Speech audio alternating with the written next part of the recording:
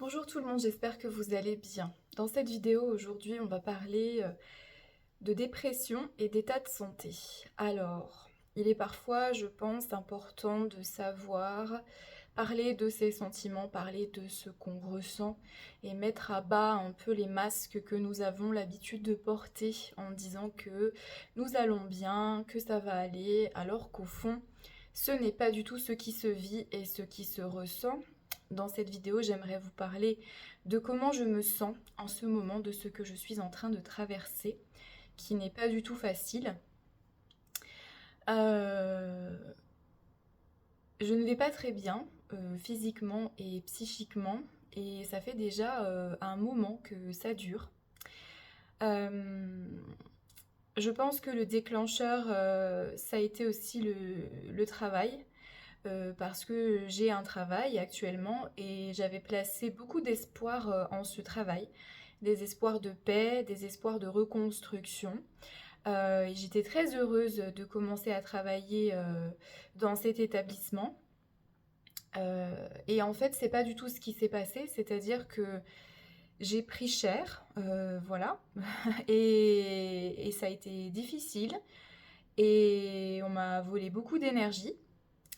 Et j'ai été beaucoup rabaissée, dévalorisée, j'ai perdu énormément confiance en moi, malgré le fait que j'essaye de tenir et de me dire que ça allait aller et que ça allait aller mieux, mais c'est pas du tout ce qui s'est passé. Et un jour, j'ai bloqué, c'est-à-dire que je ne pouvais plus y aller. Il y a eu une rupture en fait, je me suis retrouvée démunie parce que je ne pouvais plus y aller. Et à ce moment-là, au moment de cette rupture, c'est là que j'ai commencé à me rendre compte que j'allais vraiment mal et que ça faisait un moment probablement que c'était là. Mais vous savez, quand on travaille, quand on est dans le quotidien, quand on a des tas de choses à faire, quand on est très préoccupé, quand on a beaucoup de charge mentale, on ne prend pas le temps de se demander si ça va ou si ça va pas. On ne prend pas vraiment le temps de s'écouter. Et du coup, le mal-être est là, mais il se voit moins, il est moins perceptible. Mais quand on arrête de travailler pour raison de santé, par exemple, ou quand on a des pauses, c'est là que ça ressurgit. Et pour ma part, ça a ressurgi, mais avec une très grande force et très grande violence.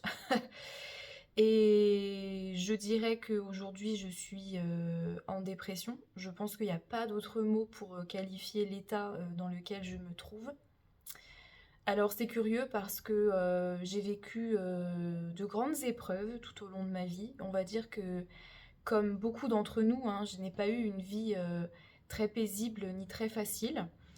Et j'ai toujours trouvé la force, le courage d'avancer, de me tourner vers l'avenir, de me dire que ça allait aller mieux. Et effectivement, ça s'est toujours amélioré, même s'il y a eu des rechutes.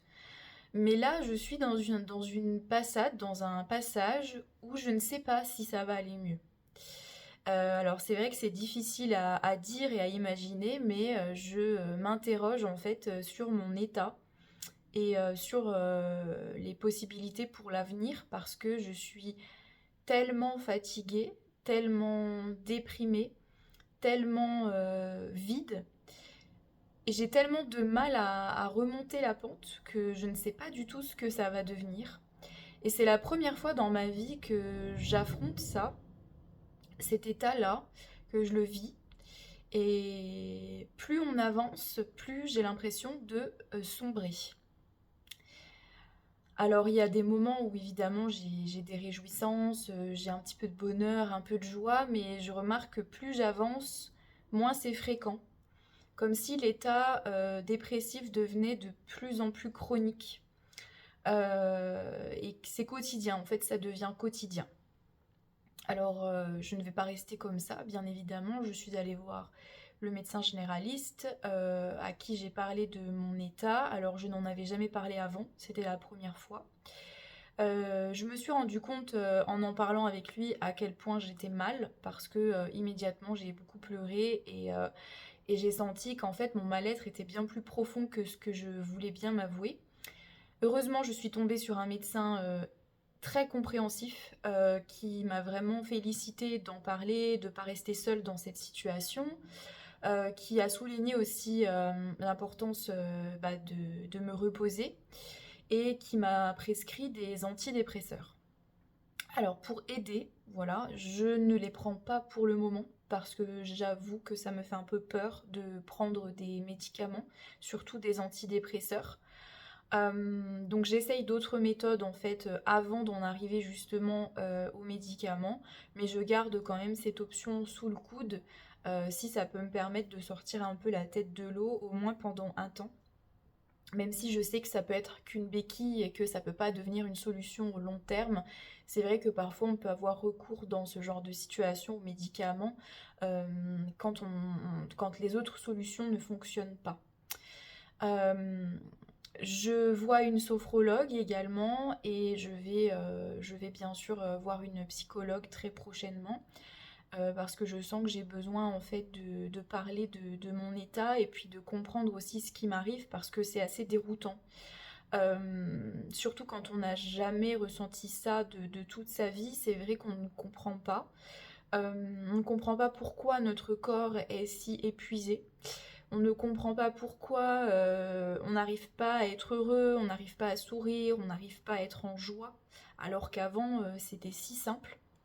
On ne comprend pas pourquoi on a du mal à se lever le matin, pourquoi on dort 15 jours, pourquoi on dort 15 heures par jour. Le moindre mouvement, le moindre déplacement demande énormément d'efforts, à tel point qu'après on doit se reposer parce que on est vraiment fatigué. C'est une fatigue persistante, permanente, chronique. Mais c'est pas seulement une fatigue physique, c'est une fatigue cognitive aussi. Plus de difficultés à se concentrer, à faire preuve de cohérence aussi. Et puis un espèce de brouillard permanent dans lequel nous vivons, dans lequel je vis. Avec beaucoup d'émotions négatives, tristesse, colère, sentiment d'inutilité, culpabilité, beaucoup d'angoisse aussi sur l'avenir, sur ce qu'on va devenir, aucune perspective, c'est-à-dire que ça te bloque complètement ce que tu projettes, ce que tu aimerais, ça prend vraiment le pas sur tout. Et dès que tu as de la joie, du bonheur, etc., bah, c'est comme si ton état dépressif, en fait, reprenait le contrôle et paf, direct, tu retombes dans cet état, en fait, un peu léthargique, difficile, lourd, dans lequel tu évolues tous les jours. Donc c'est inquiétant, hein, bien évidemment, quand on est dans cet état, on ne sait pas trop ce qui nous arrive et puis on n'a pas forcément de solution dans l'immédiat parce qu'on sait que ça va prendre du temps de reconstruction, du temps de guérison aussi, et que c'est pas en claquant des doigts que subitement la situation va complètement se transformer. Donc faut être patient avec soi-même. Mais quand on se rend compte que notre état en fait ne nous permet plus de faire ce qu'on faisait avant et de vivre comment on vivait avant, on est aussi en colère parce qu'on n'est pas bien, parce que on peut plus faire certaines choses, parce que tout nous semble compliqué et difficile, alors qu'avant c'était si simple.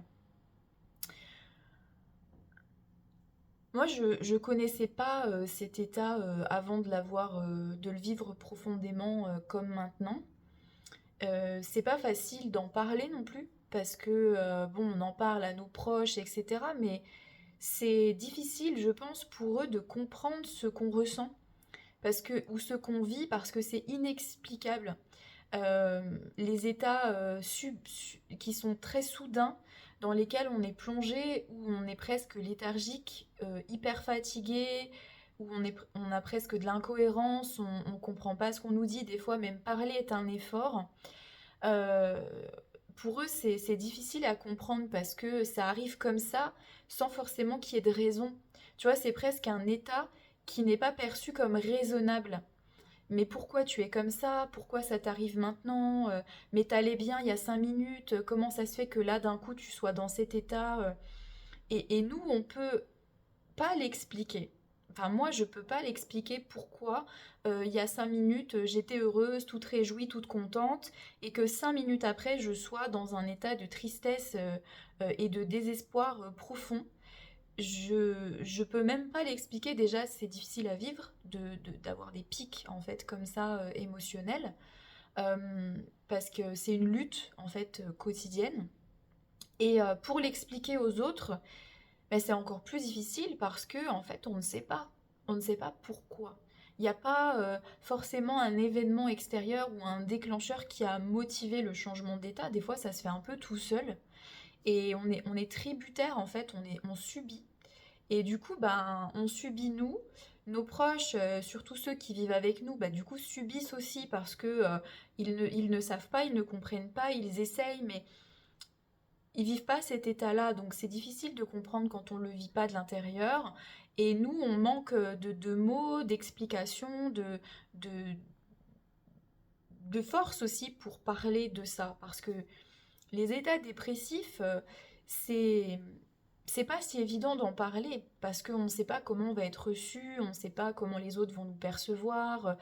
Et puis, on est déjà très en fragilité, donc si en plus on en parle à quelqu'un et qu'on a un retour négatif ou quelqu'un qui n'est pas à l'écoute, qui va nous juger, ça risque d'être dramatique pour nous parce que déjà que notre volonté ne tient qu'à un fil, si c'est mis à mal par quelqu'un, ça peut vraiment être terrible.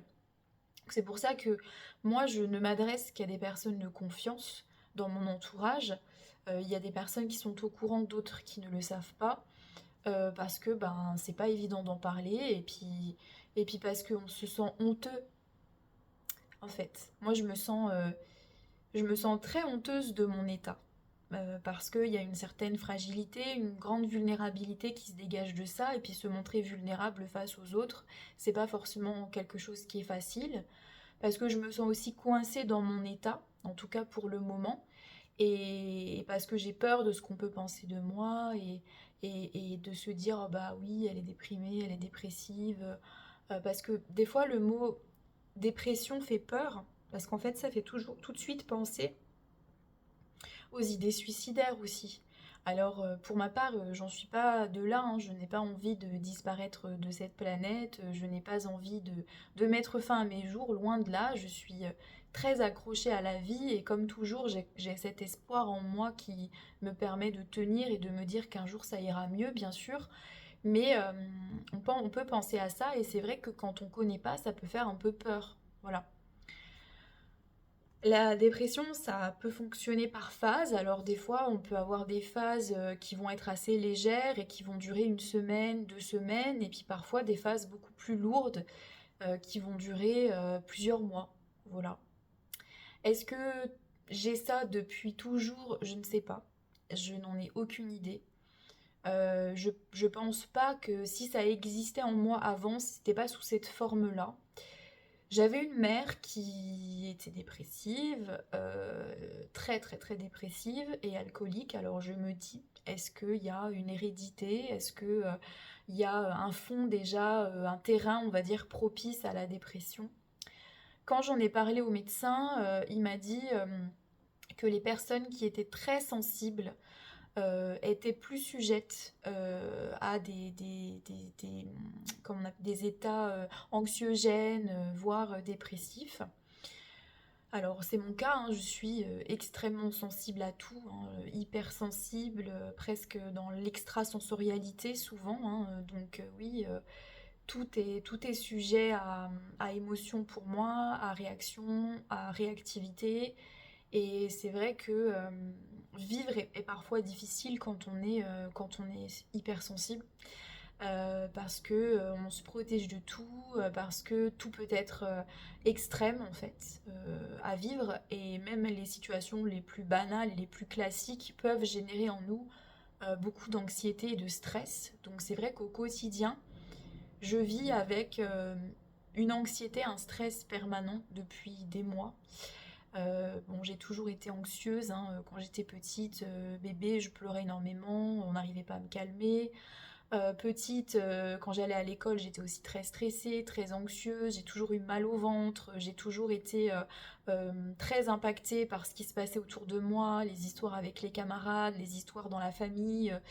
Je ressentais tellement en fait les ambiances et les émotions des autres que dès qu'il se passait un truc, un conflit, j'étais dans tous mes états et je pouvais mettre une semaine à m'en remettre. Donc ça n'a pas changé, hein, c'est toujours le cas aujourd'hui. Mais quand même, il y a quelques mois, je me sentais un peu moins hypersensible. J'avais l'impression de réussir à mieux gérer mes angoisses et mon stress, mais là, depuis 3-4 mois, c'est vraiment remonté en flèche et aujourd'hui, tout m'angoisse. Tout m'angoisse, tout me stresse, voilà. Même les plus petits déplacements, prendre la voiture, aller à un endroit, savoir qu'il faut que je trouve une place pour me garer. Alors ça peut paraître complètement absurde, mais ça génère en moi énormément de stress et d'angoisse. Donc des fois, bah, il y a des déplacements que je ne fais pas parce que j'ai pas envie de me mettre en difficulté en fait inutilement. Donc du coup, j'annule ou je le fais pas. Euh, J'essaye de me focaliser sur des petits objectifs parce que j'ai remarqué que le fait de se mettre la pression, le fait de vouloir faire des grandes choses dans des moments comme ça de grande fragilité, bah en fait ça nous met dans une situation d'échec et du coup ça active le cercle vicieux.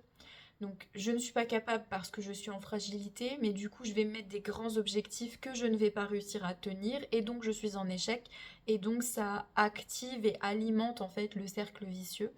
Et je me dis bah non Valérie, il ne faut pas faire ça. Donc tu sais que il y a des choses que tu peux pas faire en ce moment, il faut l'accepter. C'est ça qui est le plus difficile, c'est d'accepter son état, d'accepter qu'il y a des choses, c'est pas possible.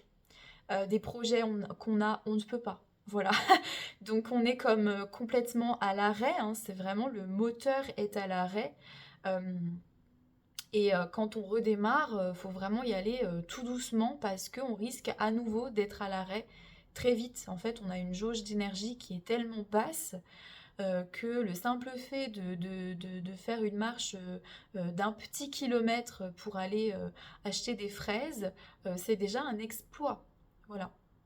Donc moi au début, j'ai pas compris ça. Là maintenant, je le comprends aujourd'hui qu'il faut du mouvement, des petits objectifs, mais pas non plus des trop grands objectifs et des trop grosses pressions parce que sinon on s'effondre littéralement, hein. Donc faut bien doser en fait par rapport à cet état, ce qui n'est pas forcément évident. Parce que des fois, on se sent un regain d'énergie et on se dit oh, je vais faire ça, je vais faire ça, je vais faire ça. Puis en fait, le lendemain, c'est fini. On est à terre pendant 2 jours et je ne fais que dormir, hein. Donc voilà, faut que je sache doser en fait le taux d'énergie que j'ai et ce que j'ai envie de faire. Sachant qu'il y a des choses qui me coûtent énormément, hein. Donc quand ça me coûte énormément, bah, je sais que je pourrais faire que ça de ma journée et que le reste du temps, il faudra que je me repose. Au début, j'ai fait l'inverse, c'est-à-dire que j'ai voulu faire beaucoup de sport, je me suis dit, allez, c'est le moment de te remettre en forme, vas-y, et vraiment, je me suis comportée avec moi-même comme une espèce de coach, parce que je voulais vraiment mettre toutes les chances de mon côté pour m'en sortir, et ça passait par le sport, par les objectifs, etc. Et en fait, je me suis écroulée au bout d'une semaine et demie. J'ai pas réussi à tenir parce qu'en fait, je me suis épuisée très rapidement. Donc c'est pour ça qu'aujourd'hui, je relativise mes objectifs et j'avance un jour après l'autre parce que de toute façon, j'ai aucune visibilité sur l'avenir. Je ne sais pas ce que je vais devenir, ni au niveau professionnel, ni au niveau de mon état de santé. Donc un jour après l'autre, voilà, je me lève le matin, je me dis bon, aujourd'hui, qu'est-ce que j'ai envie de faire? Qu'est-ce que je peux faire? Ah, je peux aller marcher, je vais marcher un petit peu. Après, quand je reviens de marche, je me dis bon, est-ce que j'ai encore de l'énergie? Qu'est-ce que j'ai envie de faire? Des fois l'après-midi, j'ai besoin de dormir. Des fois le soir, je vais me coucher à 20 heures. Des fois, je dors 15 heures dans la journée. Enfin, je ne sais jamais ce qui va se passer en fait dans la journée ni comment je vais me sentir. Donc je peux pas actuellement je peux pas projeter, c'est-à-dire que je peux pas me dire dans une semaine je vais faire ça, dans 2 semaines je vais faire ça, dans 3 semaines je vais faire ça, parce que j'ai aucune visibilité. Le taux d'énergie dont je dispose ne me permet pas d'avoir une visibilité. Donc les choses se font au jour le jour, petite étape après petite étape. En fait, c'est vraiment des petits pas. J'ai 2 objectifs auxquels je ne veux pas déroger. Et ça me permet en fait aussi de me fixer des échéances pour tenir le coup quelque part. J'ai un journal dans lequel j'écris Et j'écris tous les jours dans mon journal. Et ça, je me suis dit, il faut le faire. Et je me suis engagée à le faire pour maintenir un rythme et pour essayer de garder la tête aussi hors de l'eau, puis parce que ça me permet de pouvoir déverser mes pensées, mes sentiments et extérioriser aussi tout ce qui a besoin de l'être. Aller chez la psy, ça c'est indispensable, voilà, si possible tous les 15 jours, pour avoir aussi des échéances et un soutien régulier, parce qu'en fait, au bout d'un moment, on se rend compte qu'on n'y arrive plus tout seul, voilà, on a besoin d'aide et m'occuper de mes plantes, voilà, les arroser, regarder si elles vont bien. J'ai un petit rosier sur le balcon qui est tout mignon et du coup mon objectif c'est que mon rosier ne meure pas, donc je dois faire attention à ce qu'il soit en forme, à ce qu'il ait suffisamment d'eau, à ce qu'il n'ait pas trop de soleil. Et c'est mes deux objectifs pour le moment auxquels je me tiens quotidiennement et je ne m'en suis pas rajoutée parce que je me concentre vraiment sur les choses les plus basiques et les plus essentielles pour le moment, en attendant de retrouver la forme et de pouvoir repartir avec plus d'énergie parce que je sais que ça va aller mieux. Je sais que ça va aller mieux, mais là je suis vraiment dans ce qu'on appelle le creux de la vague, le tunnel sans lumière. Vraiment la lumière est très très loin et je l'aperçois mais en petit filigrane. Et c'est vraiment pas facile. C'est vraiment pas facile parce qu'en plus à ça s'ajoute un sentiment d'échec, bien évidemment, de ne pas réussir à aller travailler, de pas réussir à s'accomplir, avancer, à être en bonne santé. C'est vraiment des ruminations qu'on a quotidiennement. C'est difficile de ne pas ruminer parce qu'en plus on se pose plein de questions. On appelle ça des ruminations anxieuses et ça fait partie aussi de symptômes liés à la dépression. Euh, Quand je rumine un peu trop et que je sens que je commence à partir dans la spirale infernale où je peux rester des heures en fait comme ça dans le vide à ruminer, j'essaye de faire d'autres choses pour me changer les idées. Bon, la lecture quand je peux, hein, parce que des fois je suis tellement fatiguée que je peux même pas lire. J'écris dans mon journal ou des fois j'écris sur mon ordinateur aussi pour me vider l'esprit parce que l'écriture est un salut pour moi depuis très longtemps. Je peux sortir un peu prendre l'air, aller marcher un petit peu. Des fois, je fais des petites séances de yoga vraiment très douces pour essayer de me mettre en mouvement et de penser à autre chose. Ou sinon, je joue à des jeux vidéo parce que j'aime bien et que ça permet de me changer les idées. C'est surprenant de voir à quel point on peut basculer du jour au lendemain. Alors c'est progressif, hein, cet état, mais des fois il y a des switches qui sont quand même assez intenses et assez inexplicables. Il y a quelques mois, j'avais plein de projets, je regorgeais d'idées, je me disais j'ai envie de faire ça, j'ai envie de faire ça, puis je voulais faire tellement de choses que je savais même pas quoi faire en réalité parce que j'avais trop de choix et trop de possibilités et j'avais plein d'énergie et des fois je pouvais faire tellement de choses en une journée que je me surprenais. Et maintenant, je suis à l'extrême opposé de cet état. J'ai plus vraiment de projet, j'ai plus vraiment de visibilité, je manque d'envie aussi parce que quand on est déprimé, on a envie de rien. Donc c'est très difficile de mobiliser en soi la joie, le bonheur, la réjouissance, les sentiments et les émotions positives parce qu'en fait on est envahi de choses négatives en permanence. Et projet, non, je vois pas, je ne sais pas, c'est vraiment le brouillard complet. Il y a plein de personnes qui sont comme moi, qui vivent ça des fois depuis longtemps, hein, qui font de la dépression depuis des années avec différentes phases en fait. Moi, je rentre un peu dans ce truc-là, c'est comme une sorte de découverte dans l'expérience, même si ça fait déjà quand même plusieurs mois, voire quelques années que je peux avoir des phases assez irrégulières dans les émotions. Mais là, en ce moment, j'ai touché, je pense, à un espèce de fond. Et puis, quand on touche le fond, des fois, on creuse encore et on s'aperçoit que c'est pas le fond, parce que je pense qu'il y a un autre fond après ce fond-là. Je n'en suis pas au dernier degré, tu vois. Je n'espère pas y aller, hein, je préférerais m'arrêter à ce premier palier, à choisir, mais c'est vrai que c'est bête de dire ça, mais maintenant que j'y suis, bah je comprends mieux. je comprends mieux ce que c'est. Et je comprends mieux à quel point cette maladie, c'est une pathologie en fait, hein, et est complexe et difficile en fait, tout simplement. Alors, ben, on va terminer sur l'espoir, hein, bien sûr, hein, de se dire que ça va aller mieux, que ça va s'arranger. En tout cas, on va tout faire hein, pour aller mieux, pour prendre soin de sa santé, pour se faire accompagner. Je pense que dans ces moments-là, il ne faut pas hésiter à en parler.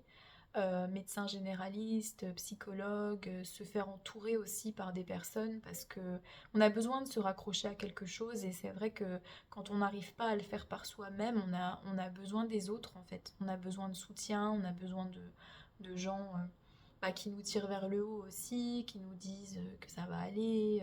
Même si au fond de nous on n'est pas très convaincus, ça fait du bien de l'entendre quand même. Et heureusement qu'on a des personnels qualifiés dans le médical, dans la psychologie, pour nous accompagner dans ces phases. Comme j'ai lu beaucoup ces derniers temps sur la dépression, pour bah, savoir un petit peu ce qu'il en était, voilà, pourquoi, comment, quels symptômes, est-ce qu'on peut s'en sortir, qu'est-ce qu'il existe comme solution, comme possibilité pour s'aider. J'ai lu que la dépression était en forte augmentation en France et qu'il y avait de plus en plus de gens déprimés, angoissés, qui souffraient de syndrome anxieux ou de syndrome dépressif, notamment chez les jeunes. Voilà, il y a de plus en plus d'adolescents et d'enfants qui sont concernés par la dépression. Donc c'est possible aussi que la société, l'ambiance et tout ce qui se passe joue bien évidemment sur ces états pathologiques.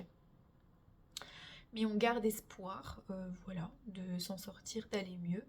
Un pas après l'autre, on va guérir dans la patience, sans trop de pression, et puis on va espérer de tout notre cœur que ça ira mieux, et puis en même temps j'espère aussi pour toutes les personnes qui traversent des périodes difficiles, sans parler de dépression, hein, ça peut être aussi d'autres choses, euh, bah de voir la lumière et puis de s'accrocher à ça, voilà. Merci de m'avoir écouté pour ce partage, disons un peu particulier, inhabituel, mais en même temps sincère. Voilà, je pense que parfois c'est important aussi de savoir dire les choses et peut-être de les partager aussi en toute transparence. C'est aussi une manière de bah, d'arrêter de se cacher hein, et de faire semblant que tout va bien alors que ce n'est pas le cas. Je vous souhaite une belle journée et je vous dis à bientôt, je ne sais pas quand, pour une prochaine vidéo.